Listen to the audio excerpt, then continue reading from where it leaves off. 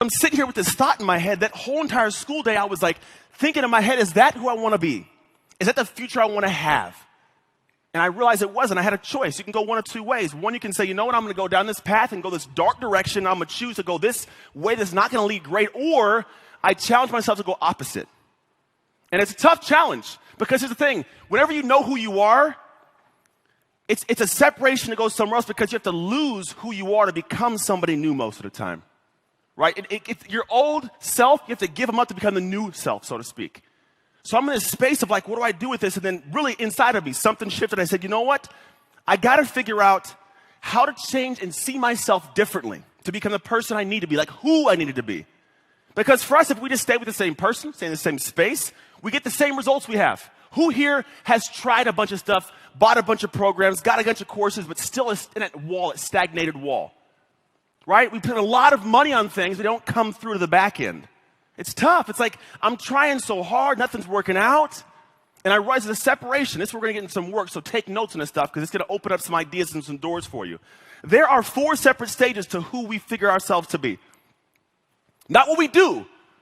Make sure the distinction is not what you do, but who you are. So there's who you think you are. If I asked you, hey, who are you right now? You might give me a response.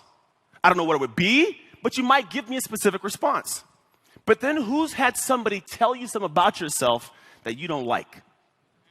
Talk too much. You control the conversation. You're super loud, bro. Why are you always talking so loud? Like that's me, just so you know, that's me. Yeah. I talk a lot. My best friend, I have to actively enter the conversation and choose not to speak because I talk way too damn much. So there's a different section, right? That's who I really am, who I think I am, who I really am. And if you don't know who you really are, you can't change anything because you will never address the wall of who you actually are so you can change something. You'll never give yourself permission to be better if you don't own up to who you are now. So after that, you realize, okay, cool, this is who I really am. Then you start saying, well, who do I want to be? Everybody in here, you have someone you want to be, the better version of yourself. It's why you're in this room right now. If you can't accept that, the door's over there. Don't actually leave. That'll be weird. Don't do that. But there's somebody that say, hey, I got to be somebody different. You know you want to be somebody different, but then there's also a separate space. When I was a kid, everybody has like an athlete they want to look up to. Like, I want to be Michael Jordan. I want to be like Randy Moss. That was mine. My first email's password was Randy Moss. I changed it since then, so don't go and log in. But it was, I want to be Randy Moss, right? And the reason is I see all the cool stuff they're doing. You see like Dean and Brendan and Lewis, all this cool stuff they're doing, right?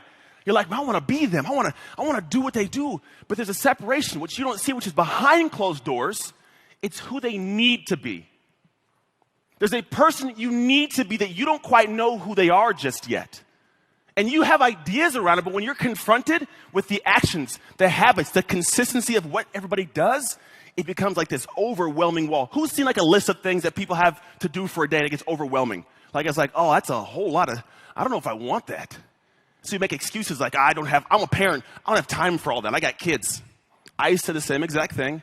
Oh, I don't have that kind of money. I don't have connections like that. You make excuses for why you don't want to do this thing that you need to do to be that person.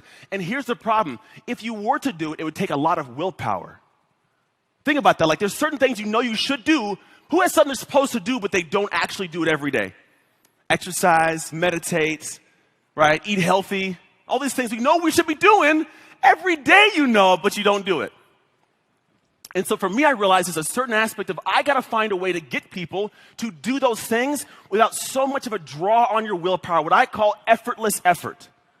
Think about that. If I can give effort to this thing and it looks effortless, eventually the end result of that's something incredible. Think about it. Like there's something you do right now. It's a habit, and you just roll through it. It's like taking a shower, for example. It's easy. It's mindless. I go in, I get a towel before I go into the shower. I get in the shower. I get my body wet. I wash my hair. I wash my body. I wash my face. I dry it off. I rinse it all off, and I dry myself. It's a process, right? It's effortless. You go through it. And if someone's to come in and throw a wrench into it, like change your soap, or there's no towel outside, it throws it all off. It's like it's awkward. So in the way your business works, your life works, the same habits are currently operating.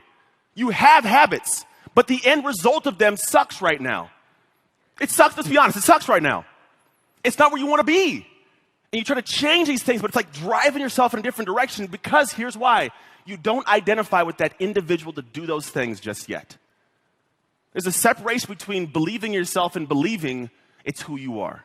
And that's what we're going to open up and address today. For me, when I got through this whole shift, my world changed. And I'm going to talk about identity shift. That's our whole conversation of what that means. So after this point where I was able to play college football, this is my first collegiate start, national television. I got to meet my biological dad that day. It was a cool day.